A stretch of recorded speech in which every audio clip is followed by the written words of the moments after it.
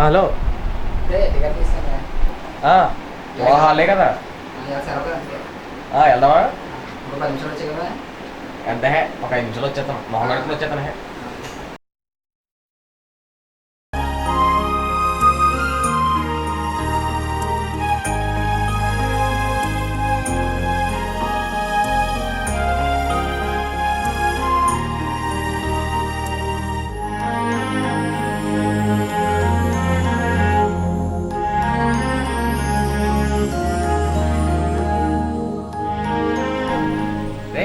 Tickets రెడీగా ఉన్నాయా ఏంటి పొద్దున్నే రెడీ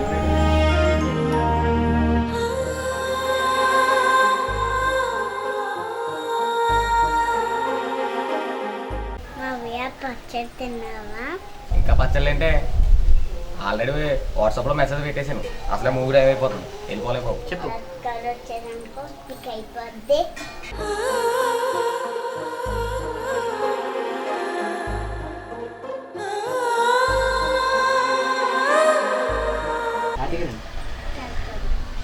మీ ఇద్దరి మధ్యన చర్చ పోగాది గురించి చెప్తున్నానండి అయితే మాట్లాడుకుందాం నాకు కూడా చెప్పు.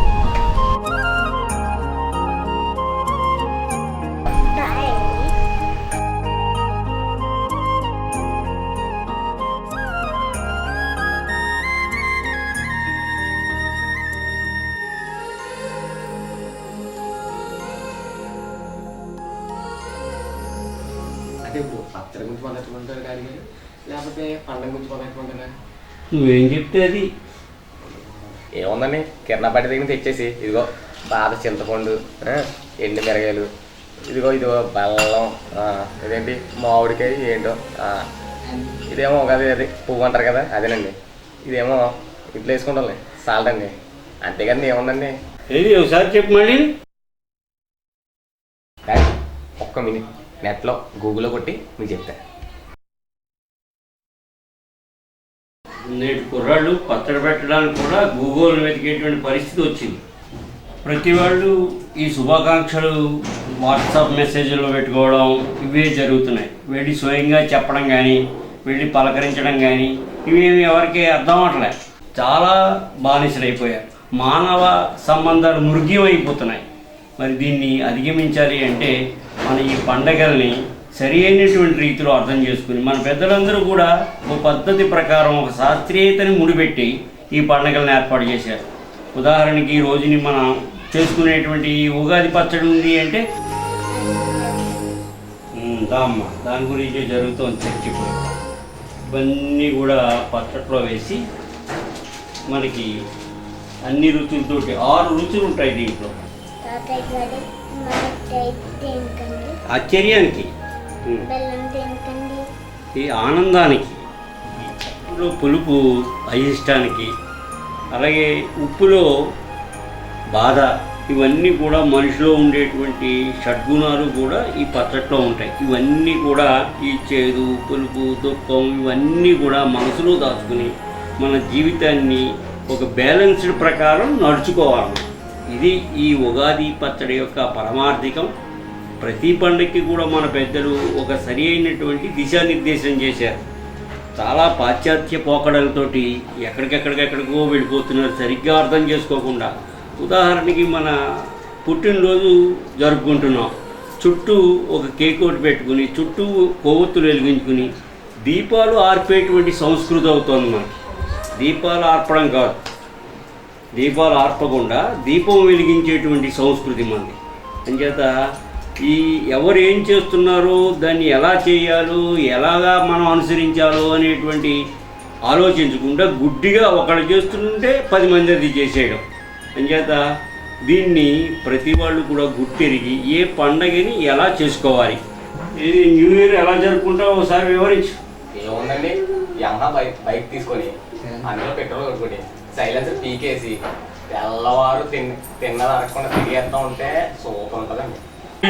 వెళ్ళిపోతూ కొన్ని అవలక్షణాలు మనం వదిలేసి వెళ్ళిపోయారు. మన దేశం గురుస్థానంలో ఉండడానికి మనందరం కలిసి ఏ పండగని ఎలా జరుపుకోవాలి, ఏ పండగకి ఏ శాస్త్రీయత ఆపాదింపబడింది, ఇవన్నీ కూడా స్పష్టంగా ఆలోచన చేసుకుని మనం అందరూ కూడా ముందుకు సాగవలసినటువంటి అవసరం చాలా ఉంది. ఎక్కడా లేనటువంటి సంస్కృతి మన భారతదేశంలో ఉంటుంది.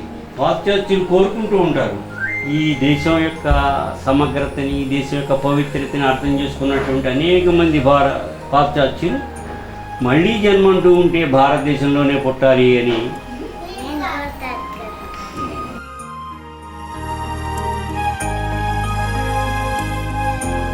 ఇదందరూ గుర్తెరిగి మన సంస్కృతి సాంప్రదాయాలని తూచా తప్పకుండా చిన్నతనం నుంచి అలవాటు చేసేటువంటి పద్ధతిని మనం పిల్లలకు అలవాటు చేయాలి.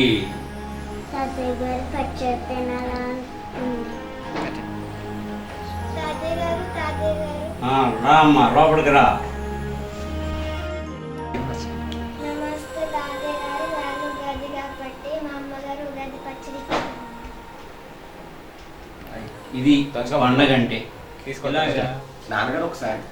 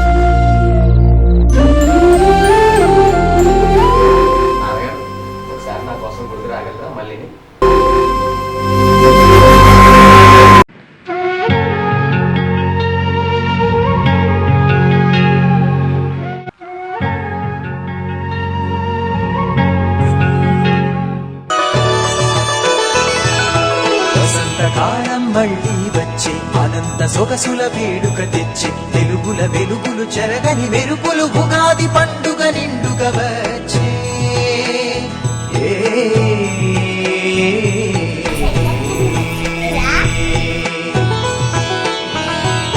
చల్లా చల్లని చూపు చూడా చక్కని రూపు ఈ నేల మన స్వర్గ సీమ మన తెలుగు వాకిట్లోన రంగుల ముగ్గుల్లోన కురిసింది ఓ సిరుల